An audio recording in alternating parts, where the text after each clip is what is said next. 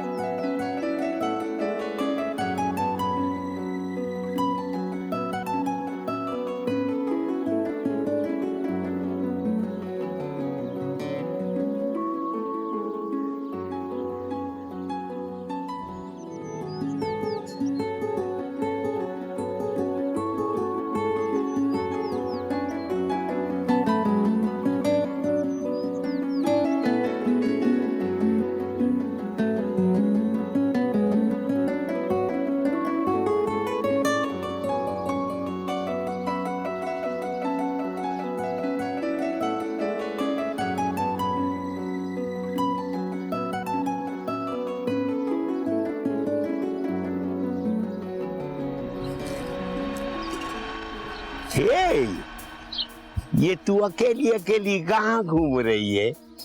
सुना है समन तुझे फिर छोड़ के चला गया। क्यों उसका साथ देती है जब वो तेरा साथ नहीं दे सकता? ये आंखें फाड़ फाड़ के क्या देख रही है? मैं सच कह रहा हूं, लेकिन तेरी समझ में ये बातें नहीं आती है। ये तो तू जानती है ना कि हर बार मैं तेरे काम आता हूं, इसीलिए तो कह रहा हूं तो ये संबंध को छोड़ दे। अरे जो तुम्हें एक वक्त का खिला भी नहीं सकता, उस वक्त के साथ रहने की क्या जरूरत है तेरे को? तू वक्त वाला है? हाँ, तू मेरे पास आ जा, सुखी रहेगी। ऐसे दर दर की ठोकरें खाने की जरूरत नहीं पड़ेगी तुझे। तू क्या समझता है वकील कि तू जो चाहेगा वो तुझे तेरे एक ही हुक्म से मिल जाएगा? अनाज का मालिक तू है, पानी पे तेरी हुक्मरानी रहेगी। और वाकई तेरी इतनी औकात है कि तू मुझे अपने पास रख सके? हाँ, मैं हर कीमत में तुझे हासिल करना चाहता हूँ। बस तू सम्मन को छोड़ दे। तू खुद को बड़ा मसीहा समझते हो, बड़ा सखी और मददगार समझते हो। क्या नहीं की थी मैंने मदद? कहते ये भी झूठ है। वाह वकील वाह, वाह तेरी मदद।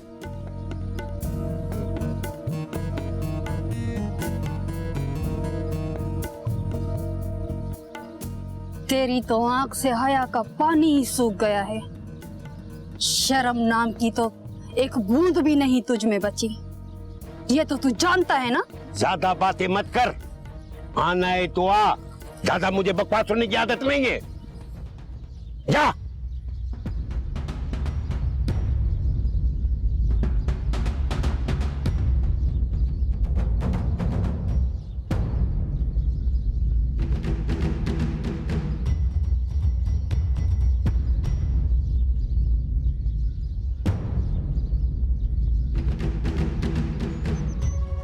इतना करम किया है, एक सखा और कर दे।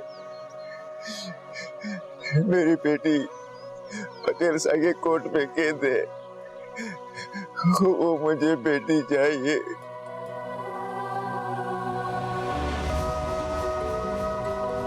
लेकिन बाबा ये सब कुछ कैसे हुआ? इसमें सारंग की कोई चालाकी तो नहीं है? बिल्कुल नहीं, मुझे तो वो वाकई मासूम लगा। मैंने भी लोगों के साथ जिंदगी गुजारी है बेटा। इतना तो मुझे भी समझ में आता है कि कौन क्या चाहता है। क्या पटेल उसे ऐसे करने देगा? क्या सारंग अपने बाप के खिलाफ जा सकता है? दो घूंट जिंदगी, दो घूंट जिंदगी,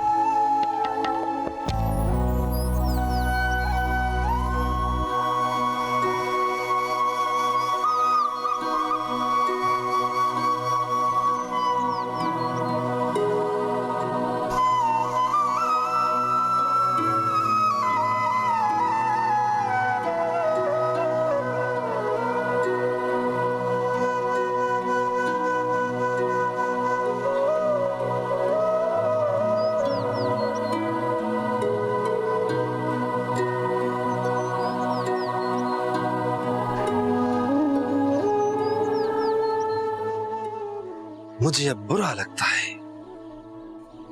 मैं कितना महदूद सोचता था इन लोगों के बारे में।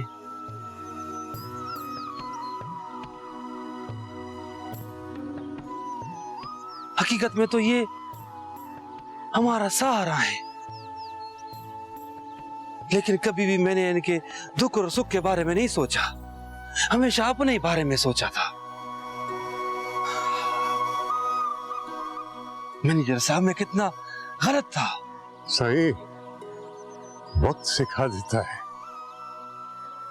इसमें आपका कोई कसूर नहीं। आपको जो माहौल, जो परवरिश मिली थी वही झलक रही थी। नहीं, आप उसी महवर में घूम रहे थे।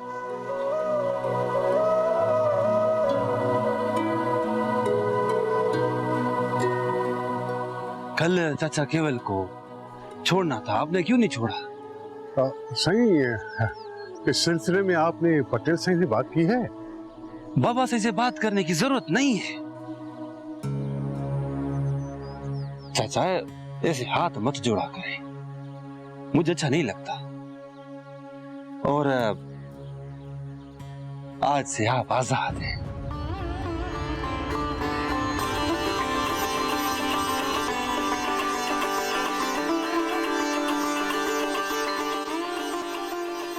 अभी अपने गांव जाएं, वहां पे आपको कोई कुछ नहीं कहेगा।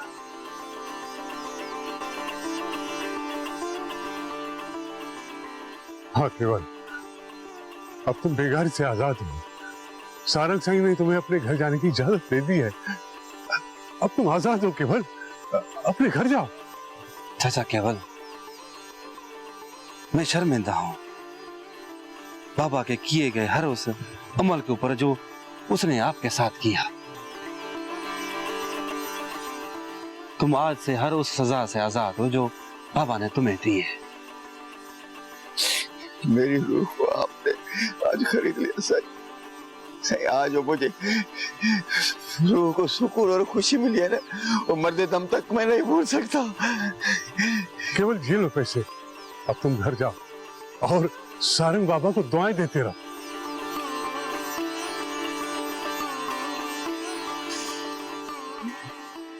सही, मुझे पैसे नहीं चाहिए।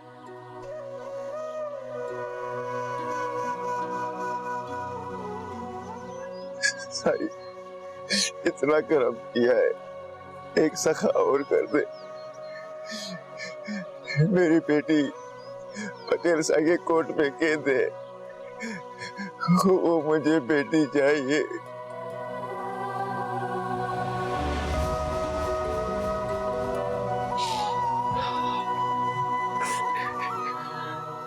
चाचा केवल, आप फिक्र मत करें,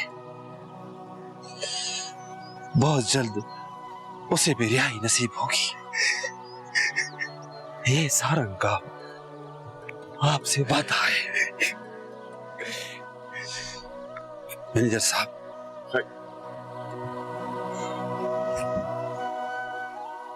ये आप अपने पास रखें, घर जाए।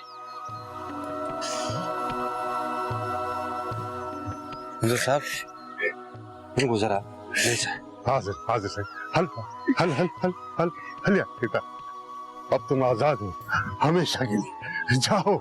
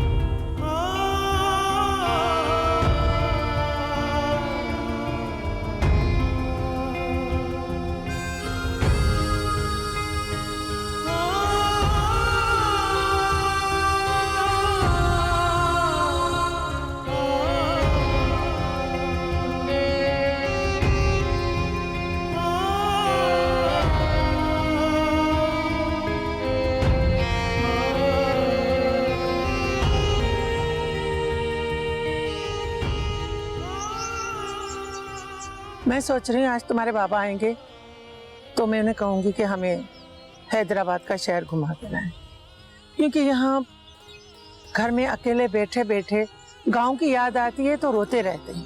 मैं तो नहीं रो रही अम्मा। फिर उदास क्यों खड़ी हो? जाओ, जाकर अड़ोस पड़ोस में देखो, किसी को सहेली बनाओ। अम्मा, मेरा दिल नहीं कर रहा कि मैं किसी से जाकर बात करूं। अच्छा, पड़ोस में कोई तो लड़की होगी ना, क्यों? भला मैं ऐसा करती हूँ, शाना को बुला लेती हूँ। अब तो सही है। सब याद आ रहा है अम्मा, मेरे मोर, मेरी सहेली शाना, गांव की वो गलियां, कुएं का वो रास्ता, उड़ती हुई रेत और सूखे दरख्त। अम्मा मुझे सब याद आ रहा है। हाँ बेटा, थर के गीत और उसी की दास्तानें ही हमारा सहारा और हमारे जीने का सबब है। अम्मा, पटेल ने फैसला किया और बाबा ने मान लिया, ऐसा क्यों? क्या हम इतने पाबंद हैं? जो कहा जाए वही करना होगा। हम किसकी मलकियत है अम्मा? हमारी क्या हैसियत है अम्मा? देखो बेटा, हम अल्लाह के हैं और अल्लाह हमारा है, इससे आगे कुछ भी नहीं। तो फिर हम क्यों अपना घर, अपने रिश्ते नाते सब कुछ छोड़कर यहाँ चले आए? हमें उस फैसले के खिलाफ खड़ा होना चाहिए था अम्मा। मेरी बेटी, तुम क्यों दिलगीर हो रही हो? हिजरत में भी बरकत है। जहाँ भी इंसान हिजरत करता है ना, तो वहाँ सुकून मिलता है। क्या बातें हो रही हैं दोनों माँ बेटियों में? बाबा, हम दो ही तो हैं घर में, कुछ ना कुछ तो कहेंगे ना। हाँ, मैं कसूरवार हूं। मैंने तुम दोनों से पूरा आसमान छीन लिया है, बस थोड़ा सा टुकड़ा दिया है। बाबा, हमारा आसमान हमसे छीन लिया गया है, हमारी रेत हमसे दूर की गई, फिर भी आपके चेहरे पे मुस्कुराहट। ऐसे कैसे खुश हैं बाबा आप? मेरी बच्ची, आज मैं बहुत खुश हूँ। आज जो हुआ है ना, वो हमने कभी सोचा ही नहीं था। ऐसा क्या हुआ है? क्या पटेल ने हमें थराने की इजाजत दे दी है? उससे भी बड़ी बात हुई है, बड़ी। क्या हुआ बाबा, कुछ बताएं तो। आज सारंग ने केवल को बेगार से आजाद कर दिया है और उसने कहा है कि वो उसकी बेटी को भी जल्दी वापस करवा देगा। और पता है, उसने तमाम मजदूरों की दिहाड़ी भी बढ़ा दी है। मुझे यकीन नहीं आ रहा है कि वो बिगड़ेल तब्दील हो जाएगा। नहीं नहीं, मुझे तो बिल्कुल भी यकीन नहीं आ रहा है। वो तो बहुत बिगड़ा हुआ लड़का था। नहीं नहीं, तुम्हें कोई गलतफहमी हुई होगी, ऐसा कुछ भी नहीं हुआ होगा। उसने केवल को पैसे दिए और मुझे कहा कि जाओ केवल को बस में बिठा के आओ। राजा, कभी तुमने सुना कि पटेल ने किसी को पैसे दिए हो घर भेजने के लिए? वो वाकई बदल गया है। उसने तो पटेल साईं से मजदूरों और किसानों के हकूक पर सख्त लहजे में बात की। लेकिन बाबा, ये सब कुछ कैसे हुआ? इसमें सारंग की कोई चालाकी तो नहीं है? बिल्कुल नहीं। मुझे तो वो वाकई मासूम लगा। मैंने भी लोगों के साथ जिंदगी गुजारी है बेटा। इतना तो मुझे भी समझ में आता है कि कौन क्या चाहता है। क्या पटेल उसे ऐसे करने देगा? क्या सारंग अपने बाप के खिलाफ जा सकता है? हर जुल्म का अंत होता है नाजा। तो देख नाजा, ये हो गया, अब बेहतरी होगी। अल्लाह करे इसके बदौलत हम अपने घर वापस चले जाएं।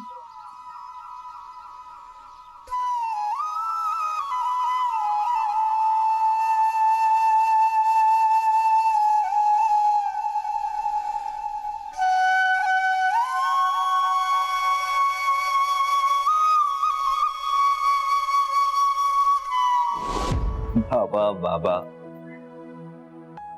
आपका दिल क्यों नहीं चाहता है? और ये आप थर के लिए इतना रिएक्शन क्यों दे रहे हैं?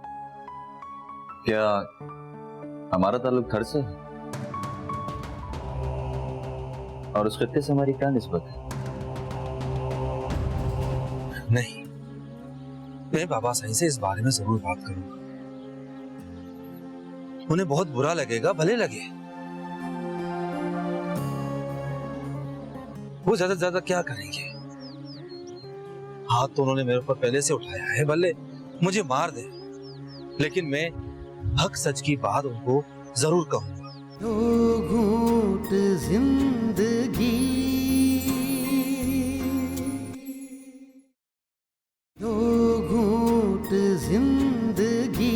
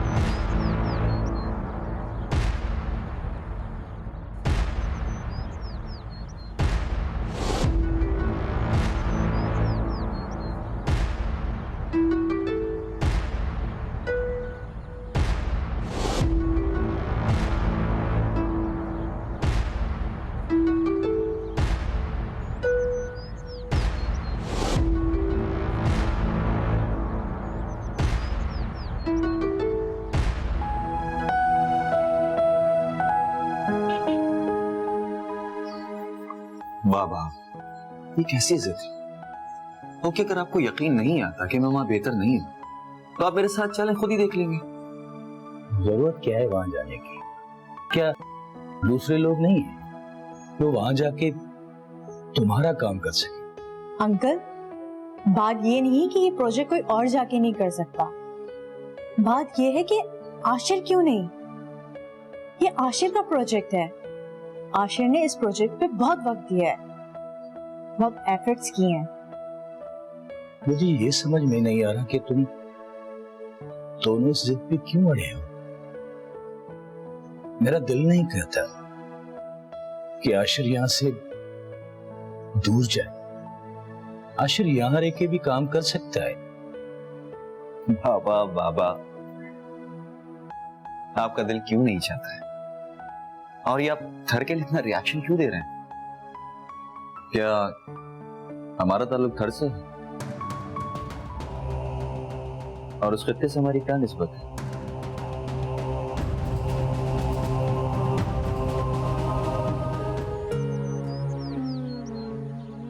मुझे ऐसा लग रहा है जैसे मैं खून के दरिया में बहता जा रहा हूं। हर तरफ चीखों आओ और सिस्सियों की आवाजें मेरे कान के पर्दे फाड़ रही है।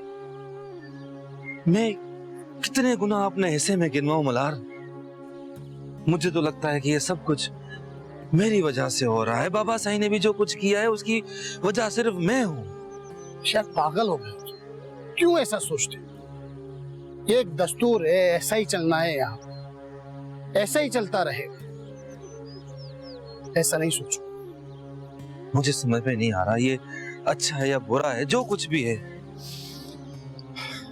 देख सारंग, जिनके पास कुछ नहीं उनसे पूछो।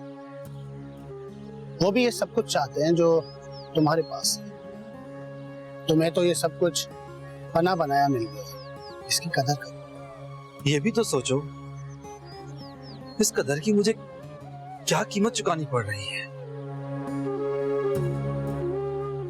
तुम ये सब कुछ क्यों नहीं चाहते जो सब लोग चाहते हैं? तो तुम क्यों नहीं? मुझे इसमें मत घसीटो। मैं सिर्फ तुम्हारा दोस्त ही रहना चाहता हूं। मुझे ये सब कुछ नहीं चाहिए। मेरे लिए इतना ही काफी है जो मेरे पास है। मेरी जरूरतें कम है। नहीं, मैं बाबा साईं से इस बारे में जरूर बात करूंगा। उन्हें बहुत बुरा लगेगा, भले लगे। वो ज्यादा से ज्यादा क्या करेंगे? हाथ तो उन्होंने मेरे ऊपर पहले से उठाया है, भले मुझे मार दे, लेकिन मैं हक सच की बात उनको जरूर कहूंगा।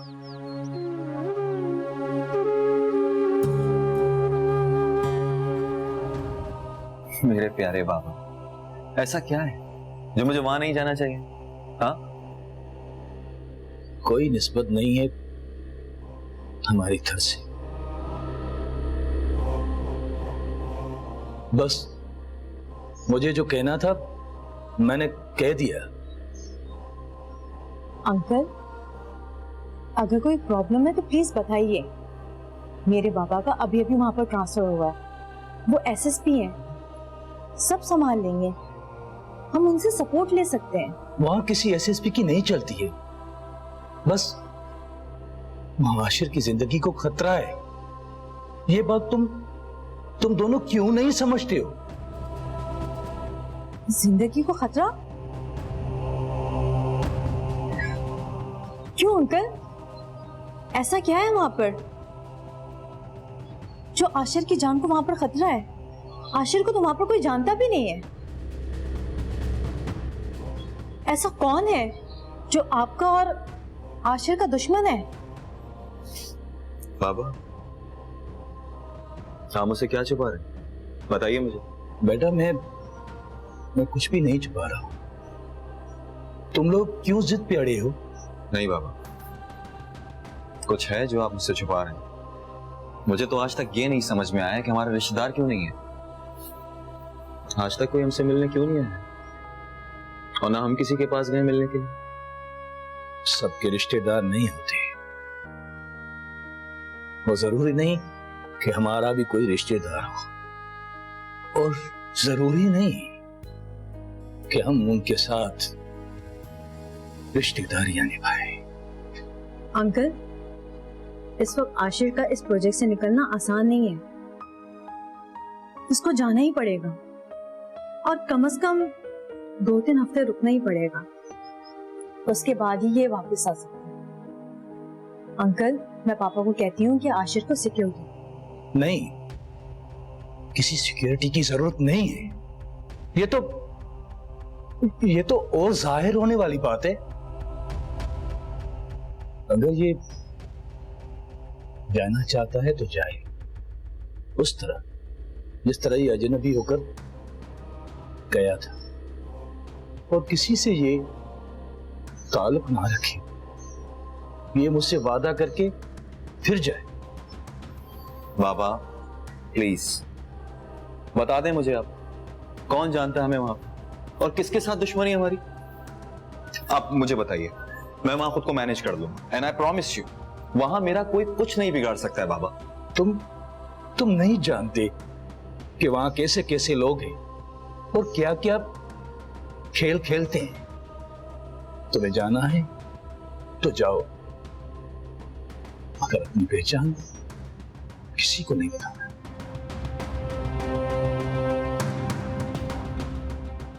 इसी में ही भलाई होगी। मैं इस मौजू पे और बात नहीं करूंगा।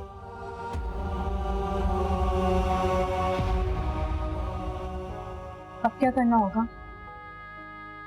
जाना तो पड़ेगा। लेकिन अंकल का खर्चा? बाबा की बात को एक्सेप्ट कर रहा हूं। वहां किसी से कोई ताल्लुक नहीं रखूंगा और ना ही किसी को अपने बारे में कुछ बताऊंगा। लेकिन आशिर, तुमको अपने और अपने खानदान के बारे में मालूम होना चाहिए। जाने से पहले तुम ऐसा करना कि अंकल से पूछ लेना। मुझे लगता है कोई ना कोई तो है वहां पर जरूर। देखते हैं।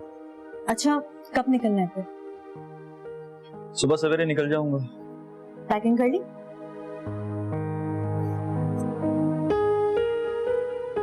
मुझे समझ नहीं आ रहा कि ये सब मैं कैसे करूंगा।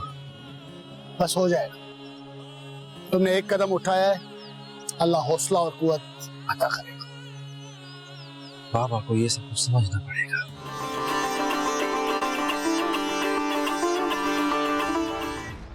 आप मुझे सारी हकीकत बताएं और जिनके साथ ज्यादती हुई है उनसे आप मुझे मिलवाएं। देखिए छोटे साईं, कुछ मामला इंतहाई हसास होते हैं, उन्हें मुनासिब वक्त पर हल करना चाहिए। आप एक वक्त में सब कुछ अच्छा नहीं कर सकते, आपको मुनासिब वक्त का इंतजार करना चाहिए। दो घूंट जिंदगी, दो घूंट जिंदगी। नहीं सारंग, ये गलत होगा। पता है, जिस दिन औलाद बाप के सामने खड़ी हो जाती है उस दिन उसकी मुकम्मल हार होती है और वो मुकम्मल तौर पे अंदर से खत्म हो जाती है। तुम्हें अपनी परवरिश पे सवाल नहीं उठाना। तुम्हें एक अच्छा बेटा बनना है और अपने बाप को भी सीधे रास्ते पर लाना। तो मैं क्या करूं? पटेल साई के किए हुए गुनाहों का दावा करो और तुम सबके पास जाओ, उनको अपने गले से लगाओ, उनसे अपने किए हुए गुनाहों की माफी मांगो और उनको उनका हक वापस करो। मगर इससे भी पहले एहतराम से पटेल साई को अपने अंदर के रूह की सच्चाई दिखाओ। बस यही एक तरीका है। मुझे समझ नहीं आ रहा कि ये सब मैं कैसे करूंगा। बस हो जाएगा। तुमने एक कदम उठाया है, अल्लाह हौसला और कुव्वत अता करेगा। बाबा को ये सब कुछ समझना पड़ेगा, लेकिन वो समझेंगे नहीं। तुम कैसे समझे? तुम भी तो पटेल साईं का साया थे। यार, एक लम्हा होता है बदलने के लिए। जो उसे पहचान जाता है तो वो अपनी मंजिल पा लेता है। मुझे भी ऐसे ही एक लम्हा मिला था। कहीं तुम ये सब कुछ परीक्षा को दिखाने के लिए तो नहीं कर? वैसे भी वो यहाँ आए हुए हैं, परीक्षा से मिले हो? जानता हूं कि वो आए हुए हैं, लेकिन ये सब उसकी वजह से नहीं है।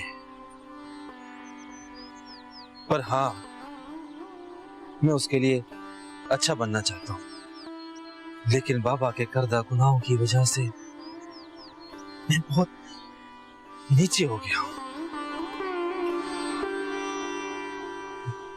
अब तो मैं उसके महल पे भी नहीं आ सकूंगा। छोड़ो तुम ये सब मायूसी की बातें। तुम अच्छे थे, अब तो तुम मासूम भी बन गए, जैसे एक मासूम बच्चा। परीक्षा एक दिन समझ जाएगी, फिक्र मत करो।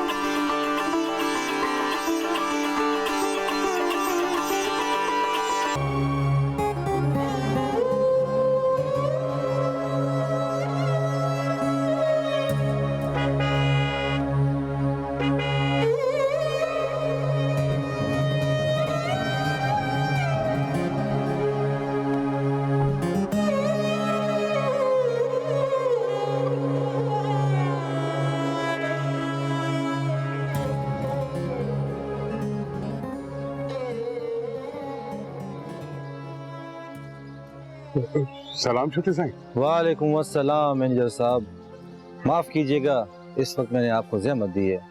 नहीं सही, कोई मसला नहीं है। आप यहाँ क्यों खड़े? अंदर आए ना सही। नहीं नहीं, बस यहाँ बाहर खड़े होते हैं, कुछ बात करनी है आपसे। नहीं तो सही, मुझे बुलवा लिया होता, मैं हाजिर हो जाता। बस यहाँ से गुजर रहा था तो सोचा आपसे मिलता हुआ जाऊं।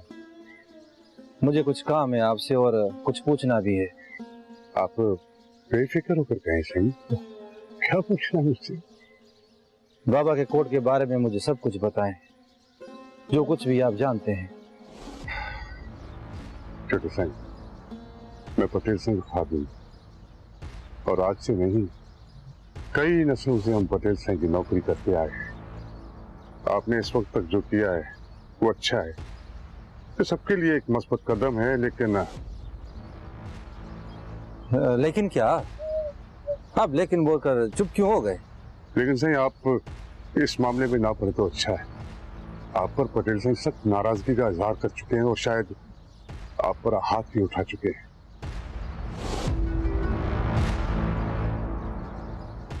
आप बाबा की नाराजगी को छोड़ें, उसकी फिक्र ना करें, मैं खुद देख लूंगा।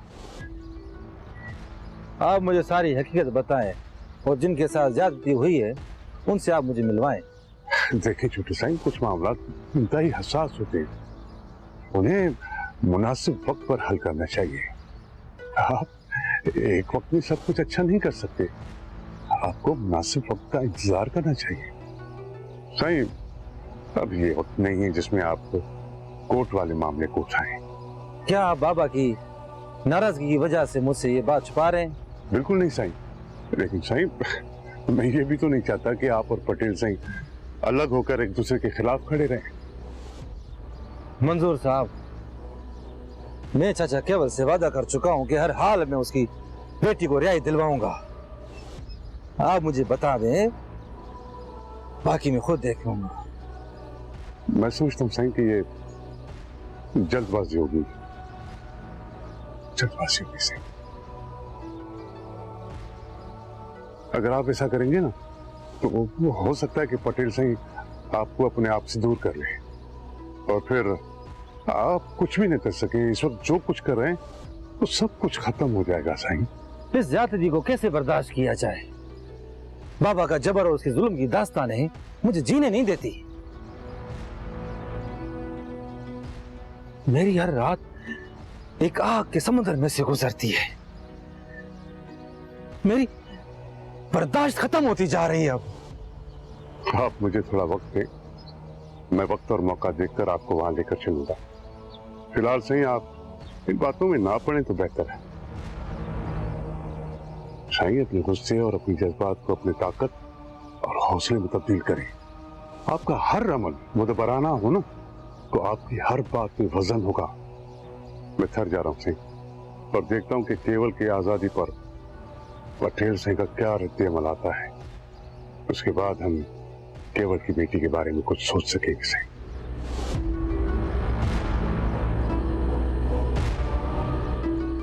अल्लाह हाफिज़।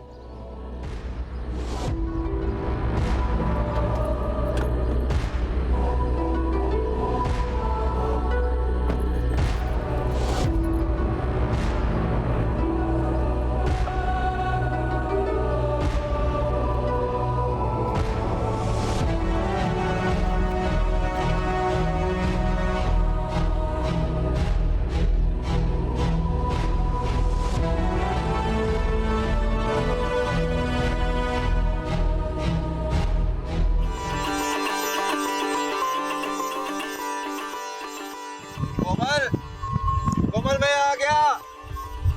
कोमल,